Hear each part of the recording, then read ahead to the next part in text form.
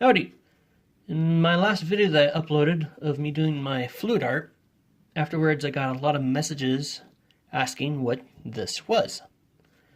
So I've decided to make a little short video showing you what they are and how to make them.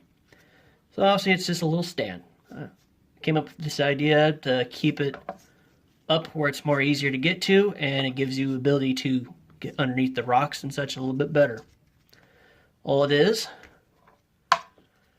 a shot glass with some glue, hot glue, a little hole burnt in the middle, and I use industrial sticky tack to keep the rock or whatever else I'm pouring on attached to it. The cups I use, sorry, it's broken, are these. You can find them at any Dollar Tree, usually in the party section. 24 per package. I also use red solo cups, or miniature red solo cups. Again, I burn a hole in them, and I put glue dots, which I haven't done in this one yet, obviously.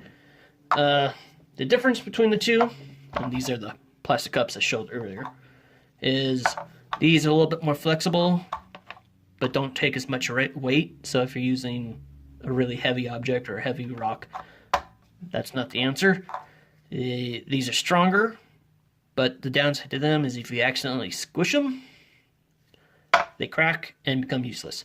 These kind of just bend. So preference, I prefer these over these, but either or work. Both are found at the dollar store. These are a little harder to find. It's almost seasonal, it seems like, but when they're in, I believe they come in packages of 14. I believe. So I'll show you how to make them. So what you'll need for this project are something to hold on to a screw and a torch or lighter or some other means to heat up the screw. So just a normal screw. I have no clue where I found this.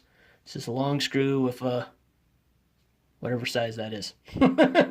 No clue what size that is, but you get the idea. So, obviously you want to use something that can, take some heat, keep it away from your hand, but you don't burn yourself, because this is going to get hot, obviously.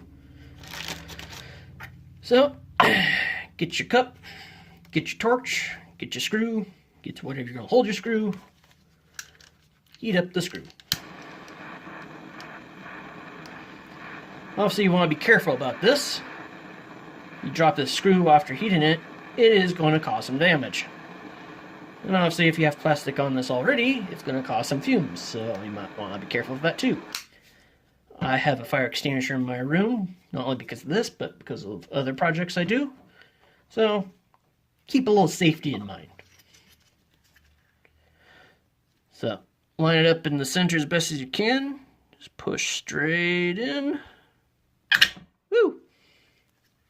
You'll get these little streams that get everywhere, kind of like using hot glue.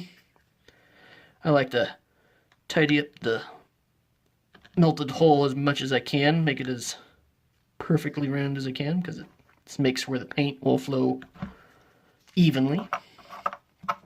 But obviously you don't have to, it's not a piece of artwork, you don't have to be perfect about it. So when you're done, beware, the screw's gonna be hot. A good way to fix that immediately is to drop it into a thing of water. I don't have one on me right now, but my tray is pretty much fireproof, so I'm not too worried about it. So the next thing you need is a hot glue gun that's ready to go. I happen to have mine prepared already. So, get your glue gun, get it warm. And what I like to do is to start on the side and make dollops of glue on the side. Now you're wondering, why the heck are you putting it on the side? Well, I do it because it gives you something to grab onto when this is covered with paint. It's basically just for grips. That's all it is for. And you might think that that's stupid, but it has saved me from dropping my artwork more times than I can count. So it is really useful to do, and I highly recommend it.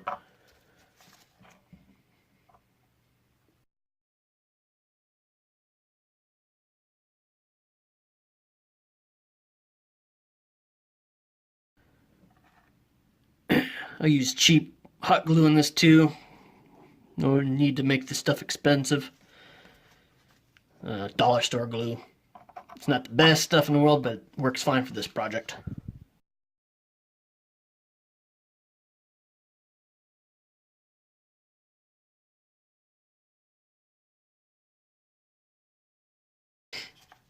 So, on the top, I try to make at least 3. Sometimes I'll make 4, but start out with a larger glob. Do a little swirl there to make it, where there's less streams. 2,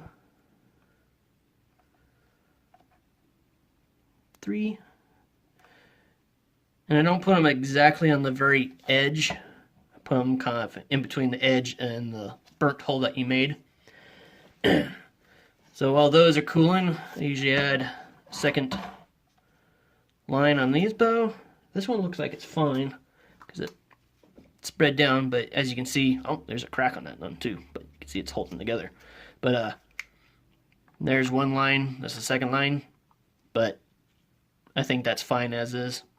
Optional. Obviously, you probably don't need to do 2. I just do because I like to ensure that I have grip. So after these beads dry a bit, I'll add a little bit of a dot on top of it. So see you in a second when that cools off. Actually, let's multitask.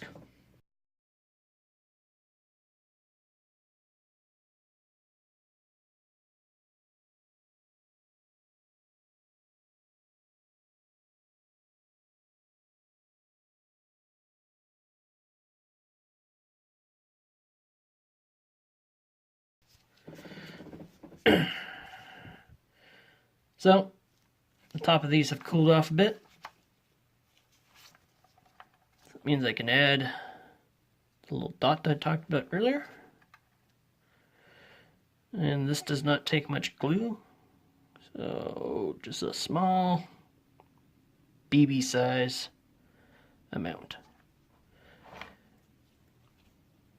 And all this is for, and it's probably just, it's kind of optional, is it raises your rock or whatever just a little bit higher where you can get underneath it a little bit easier, a little bit more, and it makes it where the paint has a little bit more room to flow into the hole in the bottom. If for some reason you don't get everything quite even, don't worry about it. You can come back after everything's completely cooled off and use a X-Acto blade or knife or whatever. Cut it even. And that's that. Let this fully cool off, and I will do a pour for you guys.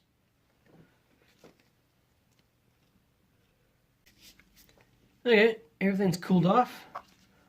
I've trimmed this up a bit, made it as even as I can on the top. Doesn't have to be perfect because we will make things even using sticky tack.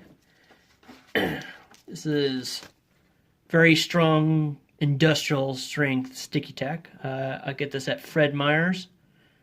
I usually wait till they have the buy one get one half price sales, and I stock up on them. This stuff is very handy. I use it in my arts a lot. I use it from my fluid art, like you're about to see, to when I'm doing other paintings on rocks where I just want to have my rock stable to my desk. I'll use it there. It's good for making like dams, so if you don't want paint flowing over some other place of a canvas or a rock or whatnot, you can use it for that. It stands up to the paint pretty well. If you get paint in it, you just roll it out, reuse it. One packet probably lasts me 3-4 months before I finally slowly throw bits and parts of it away, because it starts getting slightly more and more harder. So probably could keep using it, but the stuff is cheap, so I just replace it. Again, I get that at Freddy's. So all I do is I take a small ball of it, put it on top. And really the main reason for using the stuff is, again, it holds your rock or whatever you're pouring on in place.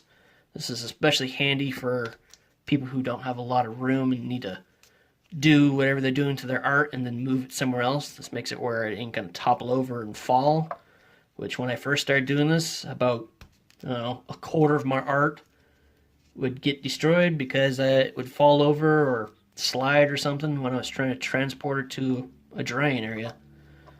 It's mainly the main reason why I started doing stuff like this, is because of that. Or because I would go to move something and it would slip out of my hand. So it's handy for stuff like that. Another good thing about it is using the sticky tack. When you place your rock or whatever, you can make it more even, because then you just adjust how far you're pushing down. For this purpose, I'm using actually a glass pebble. That way you guys can clearly see what I'm doing. I've been using a lot of these lately. I love them. Not quite exactly a rock, but I don't think you guys complain. So just push down a little bit. As you can see almost completely under it. That's handy for getting the paint at least over the edges and underneath it as much. I usually scrape off excess paint from the bottom where I can put my labeling, but that way you can see that you have gotten underneath the entire edge of whatever you're painting on.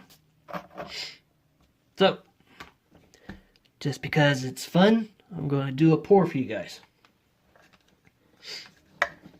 Empty cup. Oh, by the way, if you're wondering why that cup looks different, it's because it is a different cup. I get these from the kitchen supply place. Oh, I can't remember what it's called. It's off of Franklin Street. There's only 2 of them in the area, so it's a packet of like 100, I think it was, $4. And I'll wash them and reuse them over and over and over till they just become so gunked up that they're not usable anymore. And then I wash them out as best I can and recycle it. So, starting out with a little bit of metallic purple. So those who have been new to fluid art and you are learning some stuff, I highly suggest you look into learning about paint densities or paint gravities. And the idea behind that is this paint has more material in it than, say, this paint.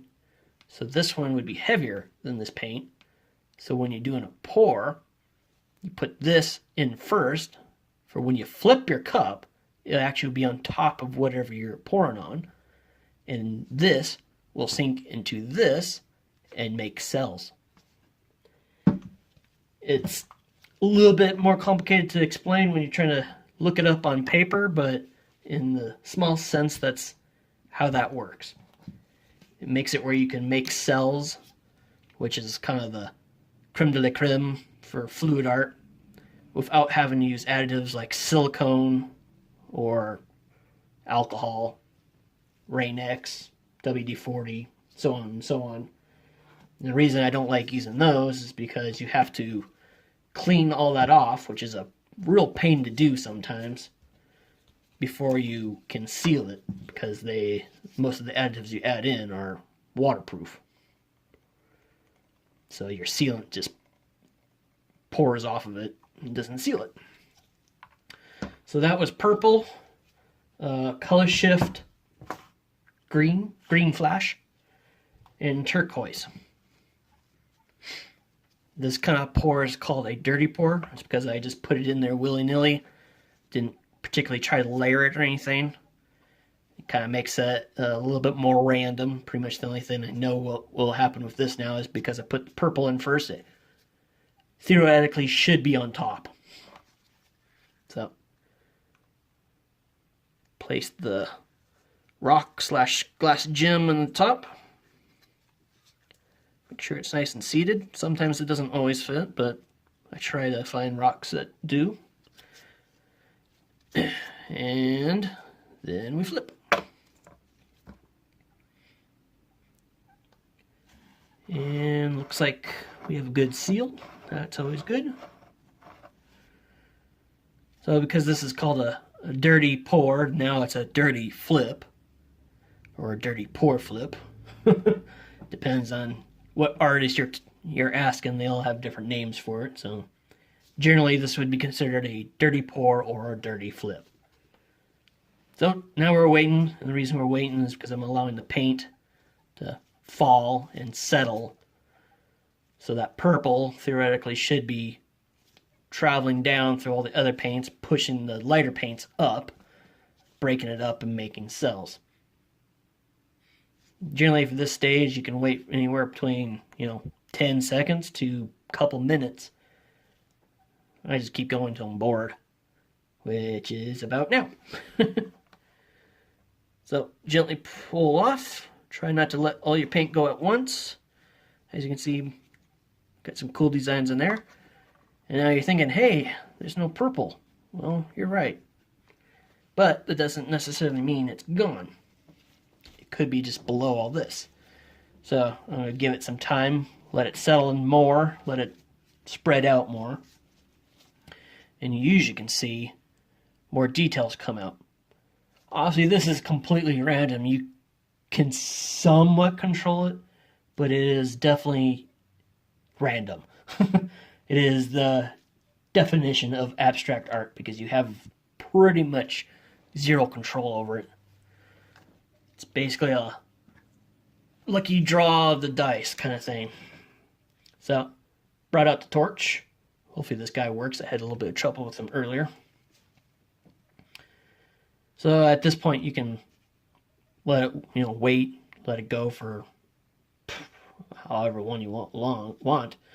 You could technically not torch it at all and stick with what you get, but I like to do the torch because it brings out some of the paint. So what I'm doing here is there were some bubbles from the pour, and the gases in these like to pop the bubbles. That's one way to get around not using the torch when you do have bubbles and you want to get rid of the bubbles. You just use the gas. So you can kind of see it's starting to form some cells that color shifting metallic green, or green flash, whatever it's called, loves to make cells. It's one of my best cell makers. And it's still making cells. Almost don't want to torch it yet, but I will. Ooh, there we go. And it doesn't take much heat. And you have to be careful not to cook your paints. As you can see, I'm hitting it and then quickly drawing it away.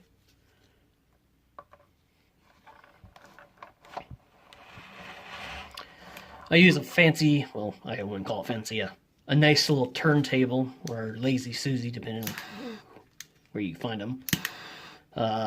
This was originally meant for bonsai tree trimming, or plant trimming. You saw a little bit of smoke there, maybe. That means I held it there a little bit too long. That's how quick you can accidentally cook it. I didn't quite cook it, but that was definitely on the verge. So you gotta be careful about that. Switching torches. This one's a little bit less powerful. Looks like that purple might not be coming out.